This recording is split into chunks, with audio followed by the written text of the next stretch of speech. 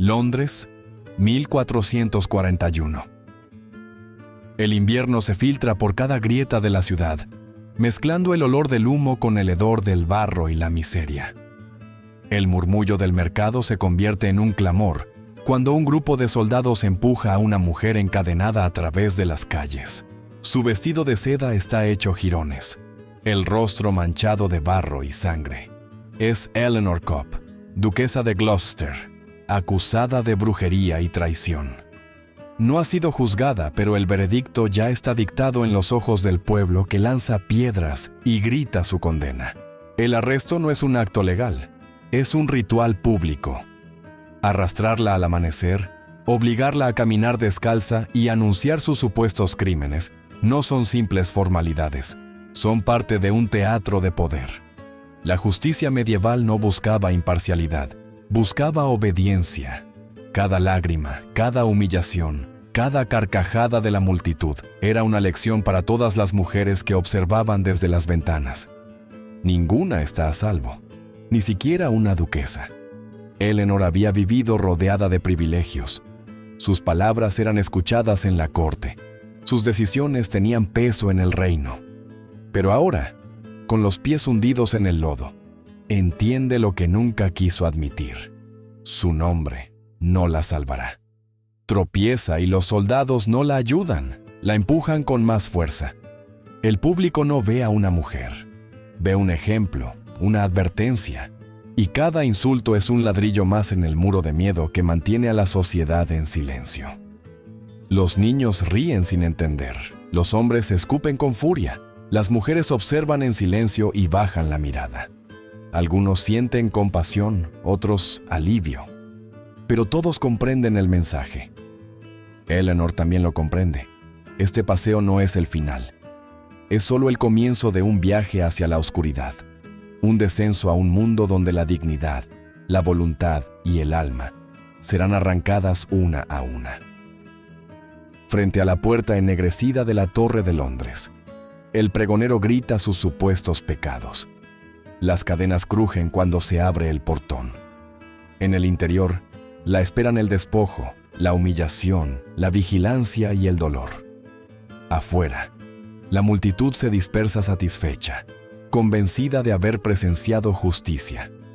Adentro, Eleanor cruza el umbral hacia un mundo diseñado no para castigar sus actos, sino para aniquilar su esencia. Cuando la puerta se cierra con un estruendo metálico, el ruido resuena como un presagio. La noche más larga de su vida acaba de comenzar. El proceso de arresto de una mujer en la Edad Media no era simplemente un acto judicial. Era un ritual diseñado para destruirla desde el primer contacto con el poder. Cuando las autoridades decidían detener a alguien, elegían cuidadosamente el momento y el escenario para garantizar la máxima humillación. Nunca llegaban en silencio ni de noche. Lo hacían al amanecer, cuando las calles estaban llenas de testigos. Entraban a las casas sin aviso, rompían puertas y ventanas, y arrastraban a las acusadas fuera de sus camas antes de que pudieran vestirse. La vergüenza comenzaba allí, en la intimidad violada, en el grito que despertaba a los vecinos. El caso de Marjorie Jordan, conocida como la bruja de Ay, es un ejemplo emblemático. Los guardias irrumpieron en su casa sin piedad, la sacaron aún en camisón y la obligaron a caminar por las calles de Londres casi desnuda, mientras el pueblo la insultaba y le arrojaba basura. Los pregoneros anunciaban en voz alta sus supuestos crímenes, y los niños, instruidos por sus mayores, lanzaban piedras con la inocencia cruel de quien aprende que el sufrimiento ajeno es una lección. Esta exposición pública no era un exceso ocasional, era una política deliberada. El objetivo era claro: hacer que toda mujer temiera el castigo más que el delito. Eleanor Cobb, la duquesa caída en desgracia, sufrió un destino similar, aunque con un matiz más perverso. Por su rango elevado, su humillación debía ser ejemplar. Los guardias no solo la capturaron, sino que le arrancaron sus joyas, rasgaron sus vestidos de seda y la obligaron a caminar descalza por las calles más sucias de la ciudad. Cada paso era una declaración pública. Ni la nobleza ni el linaje podían proteger a una mujer del poder masculino. Testigos relataron cómo tropezaba y caía, mientras los soldados se burlaban de su torpeza y le impedían levantarse. Esta violencia no era espontánea, formaba parte de una estrategia psicológica precisa. Al destruir la dignidad de la acusada antes de llegar a prisión, se debilitaba su espíritu y se allanaba el camino para lo que vendría. La mujer que entraba en las mazmorras ya no era un individuo con derechos, sino un objeto dispuesto para el castigo. La ley, además, favorecía esta crueldad, mientras que los hombres solían gozar de ciertos derechos durante el arresto. Las mujeres quedaban atrapadas en un vacío legal que permitía cualquier exceso sin consecuencias. En muchos casos, las acusaciones eran inventadas por enemigos, familiares ambiciosos o rivales políticos. Sin embargo, una vez hechas, el destino de la mujer quedaba sellado. La presunción de culpabilidad sustituía a la inocencia, y el arresto no era el primer paso de un proceso judicial, sino la sentencia anticipada. La sociedad medieval no castigaba solo el crimen, castigaba la existencia misma de la mujer, que se atrevía a cruzar los límites impuestos por su género.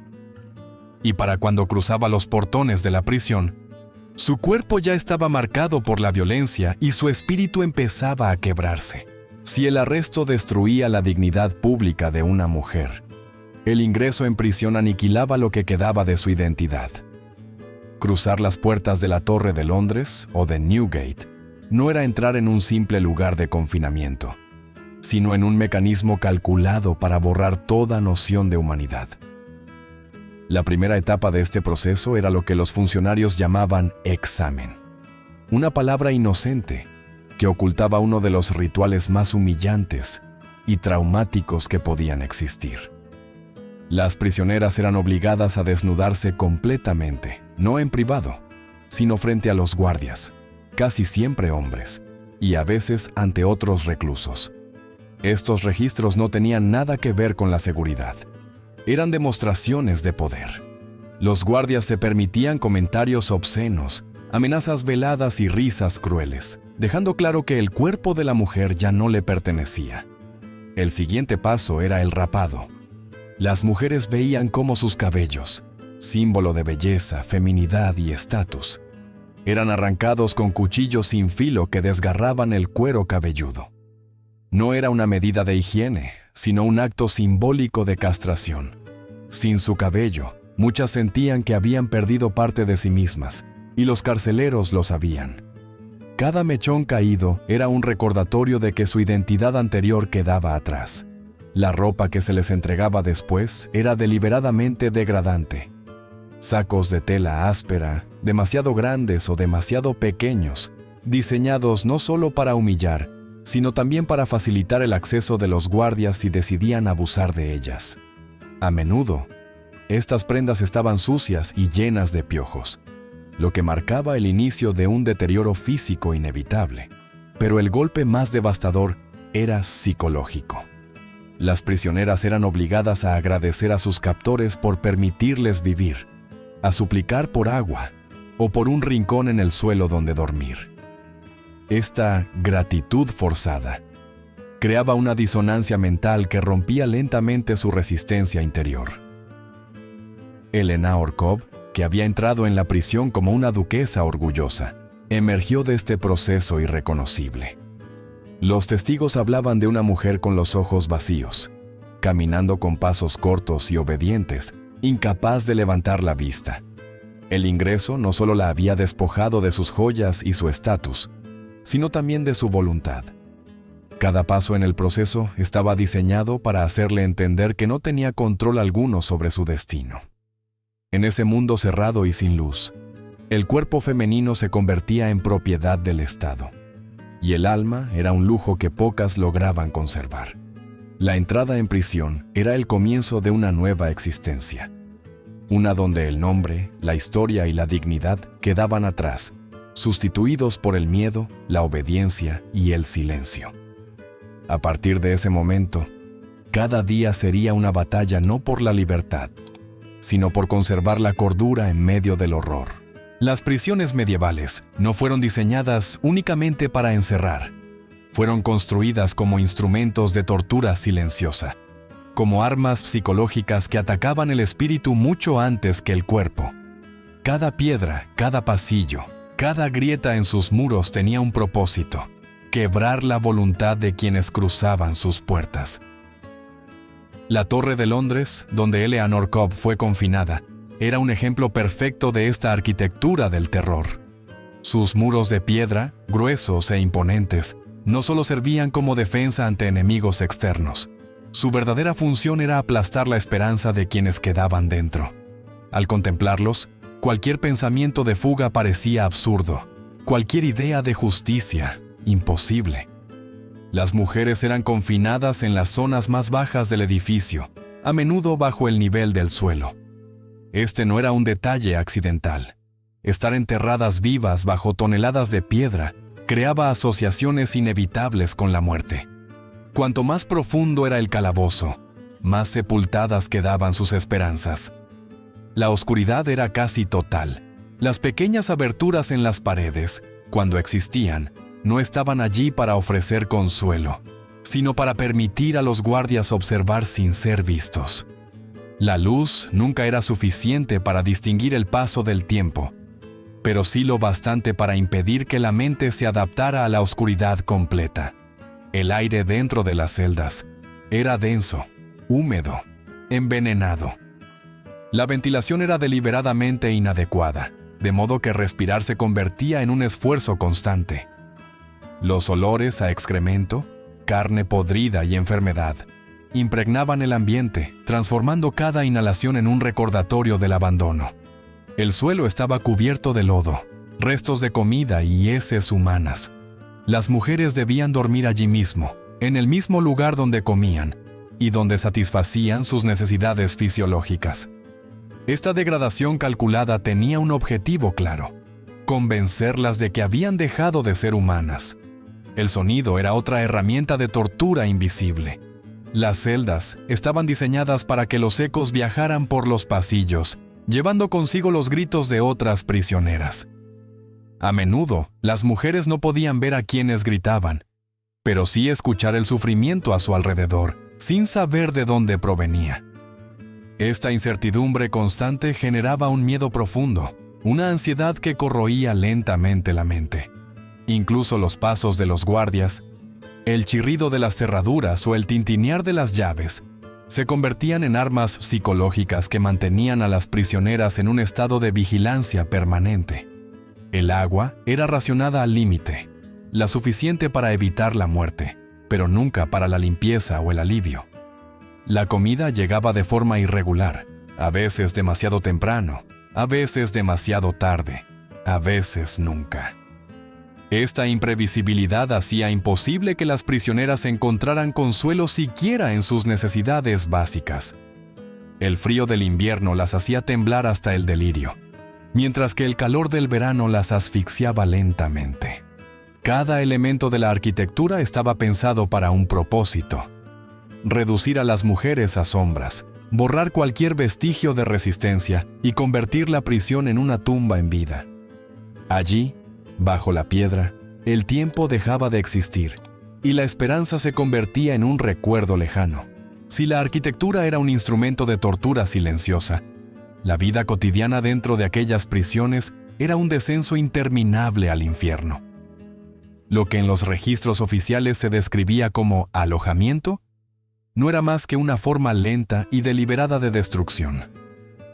En las entrañas de Newgate, las mujeres eran confinadas en sótanos que originalmente habían servido para almacenar grano y vino. Sin ventanas, sin ventilación y sin desagües, aquellas cámaras se convertían en trampas mortales. En un espacio de apenas 4 metros de largo por 2 de ancho, podían hacinarse hasta 20 prisioneras. No había lugar para tumbarse todas a la vez. Debían dormir por turnos, unas en el suelo cubierto de excrementos, otras de pie apoyadas en las paredes. El aire era tan denso que las recién llegadas solían desmayarse al entrar. El hedor de la podredumbre, los cuerpos en descomposición de aquellas que habían muerto sin ser retiradas, y el vapor nauseabundo de la orina hacían del simple acto de respirar un tormento. Las enfermedades, tifus, disentería, fiebres desconocidas, se propagaban con facilidad y nadie hacía nada para detenerlas. Las autoridades lo consideraban un método natural de control poblacional. A este infierno se añadía un elemento aún más perverso: el contacto forzado con criminales varones. Las autoridades alegaban falta de espacio, pero en realidad era una estrategia deliberada. El resultado era un ecosistema de depredación constante. Los hombres más fuertes reclamaban a las mujeres como propiedad, y los guardias no solo lo toleraban, sino que a menudo vendían el acceso a ellas. La violencia sexual no era un accidente, era parte del castigo. Quienes resistían eran golpeadas o privadas de alimento hasta someterse. La comida era escasa y repugnante. El racionamiento oficial prometía 1 libra de pan y 1 litro de agua al día, pero en la práctica las prisioneras recibían restos mohosos con gusanos, o nada en absoluto. El hambre las empujaba a luchar entre sí por los desperdicios, mientras los guardias apostaban sobre cuál sobreviviría más tiempo. Este ambiente de competencia forzada destruía cualquier intento de solidaridad. Las mujeres embarazadas sufrían un destino aún más cruel. En lugar de recibir atención, eran encadenadas con mayor dureza por temor a fugas motivadas por el instinto maternal. Muchas daban a luz en medio del lodo, sin asistencia médica ni materiales limpios. Los recién nacidos morían en cuestión de horas, y los cuerpos eran obligadas a cargarlos durante días, antes de ser retirados. Este contacto prolongado con la muerte causaba traumas irreparables, empujando a muchas prisioneras a la locura. El agua potable estaba contaminada con desechos humanos, provocando enfermedades intestinales crónicas. Los parásitos infestaban la piel y la ropa.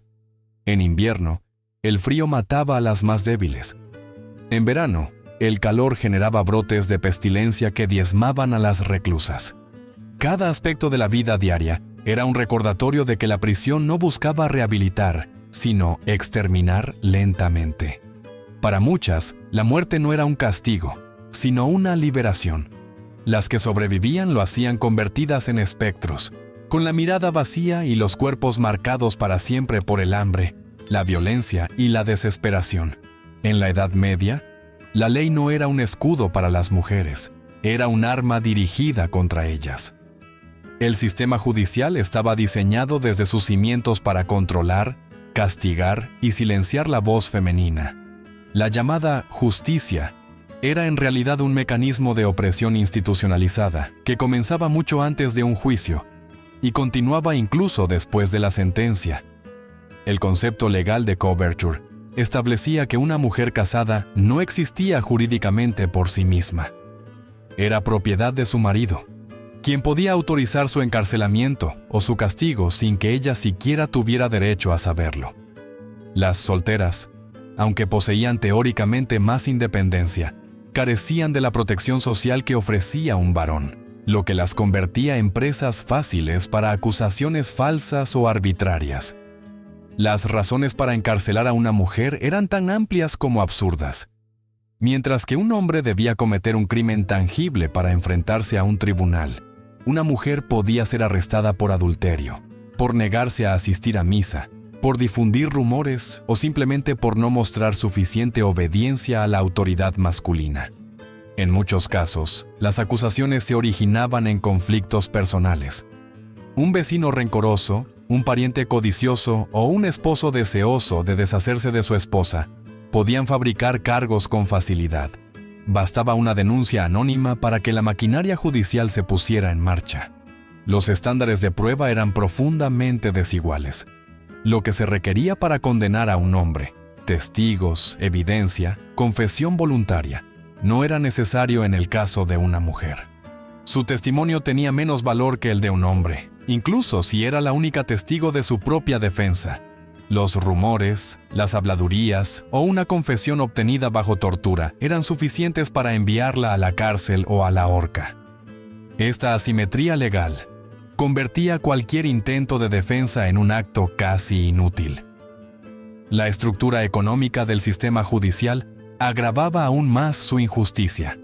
Las mujeres enfrentaban fianzas mucho más altas que los hombres por los mismos delitos, y con frecuencia no tenían acceso al dinero familiar, porque la ley otorgaba el control financiero a los varones. Las que no podían pagar permanecían encarceladas durante meses o años, incluso si el delito era menor. El acceso a abogados era limitado y, cuando lo había, estos muchas veces servían a los intereses de los jueces y fiscales más que a los de sus clientas. Los juicios, además, eran espectáculos humillantes. Las acusadas debían permanecer de pie durante horas, no podían hablar sin permiso y eran juzgadas por paneles exclusivamente masculinos. Los jueces no escondían sus prejuicios. Las mujeres eran descritas en las actas judiciales como seres débiles, mentirosas o moralmente inferiores. Aun cuando un hombre y una mujer cometieran el mismo delito, la sentencia contra ellas solía ser más dura, pues se consideraba que no solo había violado la ley humana, sino también el orden natural al salirse de su rol femenino. Incluso el perdón era un privilegio masculino. Mientras los hombres podían apelar sus sentencias o solicitar clemencia, las mujeres rara vez recibían tales oportunidades. Y si lo hacían, la misericordia venía con condiciones degradantes, favores sexuales, sumisión absoluta o servicios para sus captores. En este contexto, la ley no era justicia. Era una trampa cuidadosamente diseñada para asegurar que las mujeres permanecieran en el lugar que la sociedad les había asignado. Sometidas, silenciosas e impotentes. Si el encarcelamiento era un instrumento de control, los castigos públicos eran un teatro del terror. En la Edad Media, el dolor femenino no se escondía tras los muros de las prisiones. Se convertía en un espectáculo abierto, una advertencia brutal que debía grabarse en la memoria colectiva. Las plazas, los mercados y los atrios de las iglesias se transformaban en escenarios donde la justicia se representaba como una obra cruel. Y el público no era un espectador pasivo, sino un actor entusiasta en el drama de la humillación.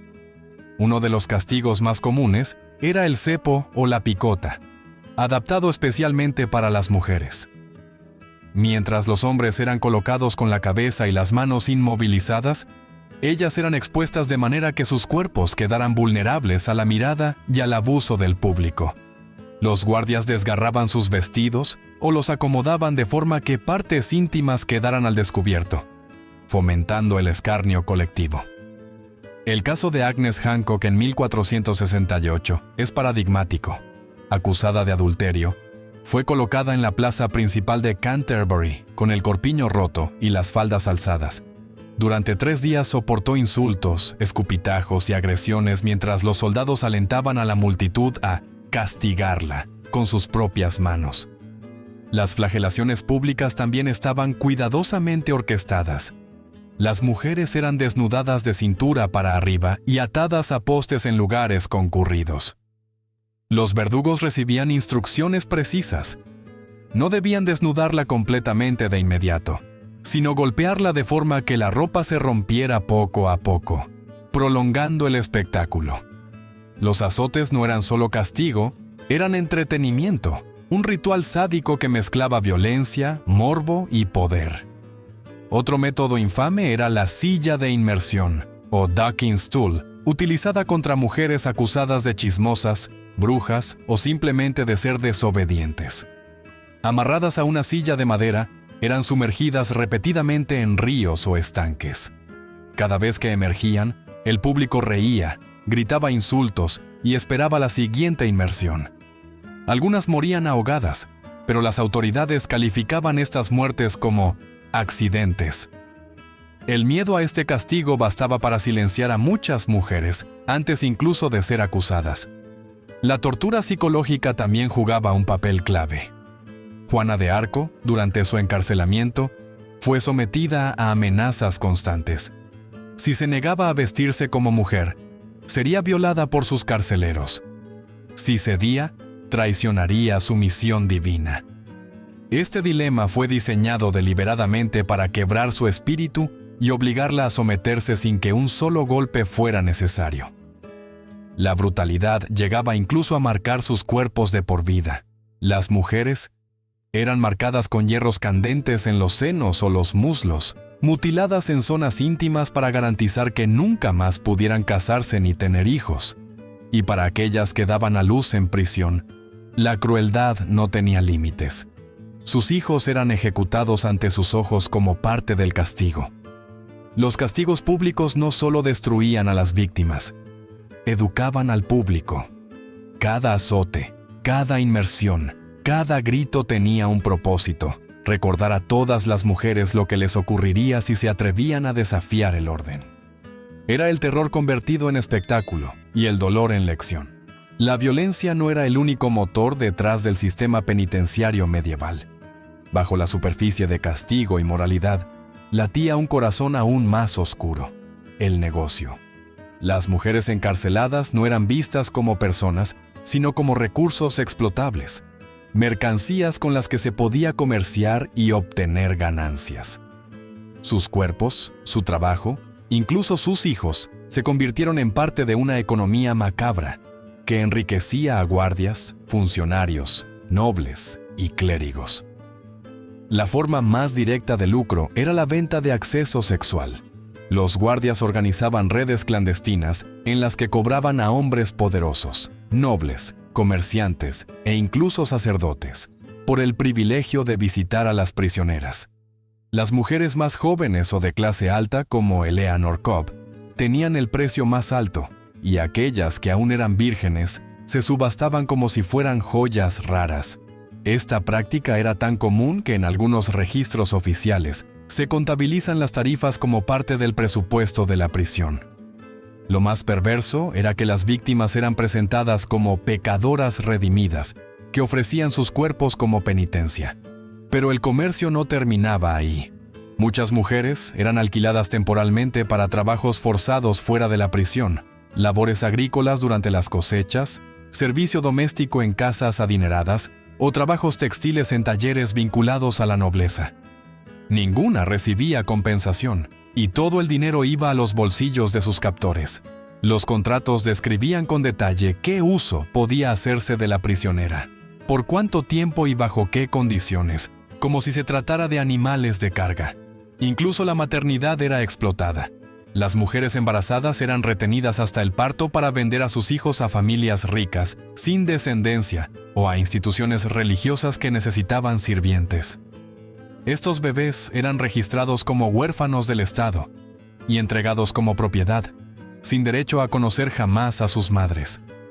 Algunas prisioneras que se negaban a cooperar eran golpeadas hasta perder el embarazo, tras lo cual eran castigadas por destruir propiedad valiosa. El comercio también involucraba a las familias. Los parientes que querían enviar comida, medicinas o simplemente recibir noticias de sus seres queridos tenían que pagar tarifas exorbitantes. Incluso las visitas eran tratadas como un privilegio con precio. Aquellas familias que no podían pagar veían a sus hijas, hermanas o esposas morir lentamente. Las que sí podían terminaban arruinadas por completo. Esta maquinaria económica transformó el sufrimiento en un producto rentable. Cada lágrima, cada abuso, cada nacimiento era monetizado. El sistema no necesitaba justicia para sobrevivir, necesitaba dolor. Y mientras las mujeres se desmoronaban en la oscuridad, sus cuerpos y su miseria alimentaban un comercio que mantenía viva la estructura misma del poder medieval. En medio del horror, de la degradación sistemática y del sufrimiento sin fin, hubo mujeres que se negaron a ser reducidas a la nada. Aunque sus cuerpos fueron quebrados, sus espíritus resistieron.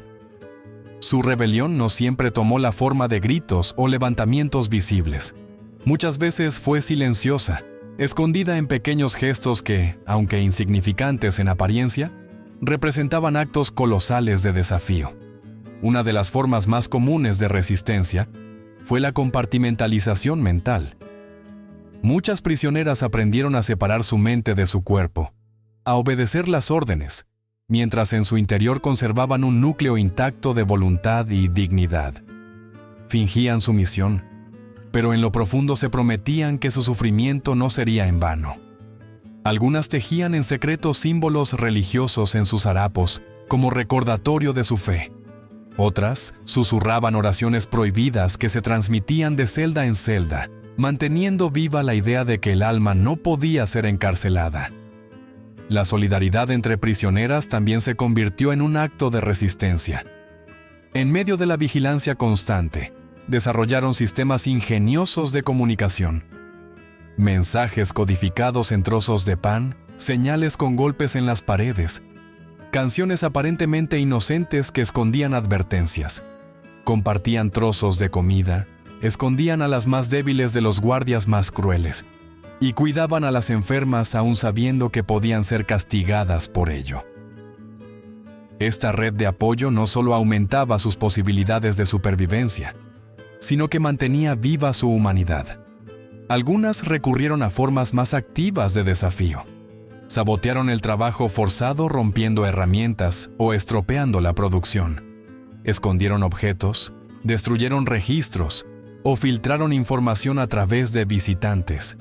Incluso hubo casos documentados de incendios provocados dentro de las instalaciones penitenciarias, no con la esperanza de escapar, sino simplemente para demostrar que el poder absoluto no era infalible. La memoria también fue un arma poderosa. Muchas prisioneras repitieron una y otra vez en sus mentes los nombres de sus hijos, de sus pueblos, de los días antes del encarcelamiento, negándose a dejar que la prisión borrara su historia. Algunas lograron escribir relatos clandestinos sobre las atrocidades que sufrían, escondiéndolos en grietas de las paredes con la esperanza de que algún día fueran encontrados. Estas pequeñas rebeliones rara vez cambiaban su destino inmediato, pero sí lograron algo más profundo: preservar su humanidad. En un mundo que buscaba destruirlas completamente, el simple acto de seguir esperando, de seguir rezando o de seguir recordando, era en sí mismo una victoria. Su espíritu, aunque herido, seguía vivo, y esa chispa de resistencia se convertiría en la semilla de la memoria histórica que siglos después sacaría sus voces del silencio. Cuando los gritos se apagaron, cuando las celdas quedaron vacías y las cadenas se oxidaron con el paso de los siglos, el eco de aquel sufrimiento siguió resonando.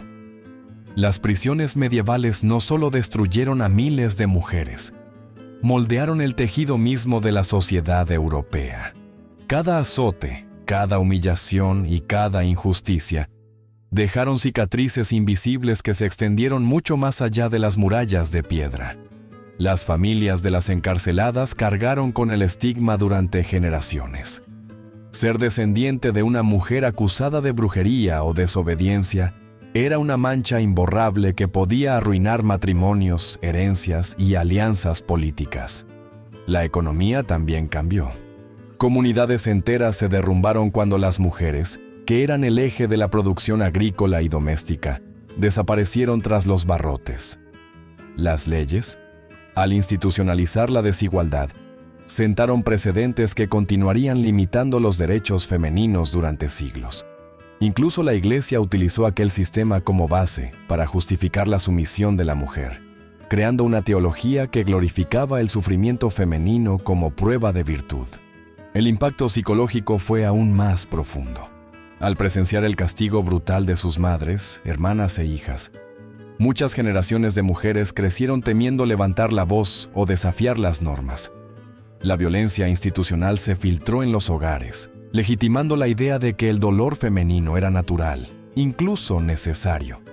Así, el horror de las cárceles medievales no terminó con el cierre de sus puertas. Continuó en la forma en que las mujeres fueron tratadas, vistas y valoradas durante siglos. Incluso hoy, la historia lleva las marcas de aquel pasado. Las estructuras legales que subestimaban el testimonio femenino, las culturas que culpaban a las mujeres por su sufrimiento, las instituciones que se beneficiaban de su sumisión, todo tiene raíces en aquellas mazmorras oscuras. La memoria de las que sufrieron ha sido borrada en gran parte por cronistas que prefirieron proteger el prestigio de reyes, jueces y sacerdotes antes que registrar la verdad.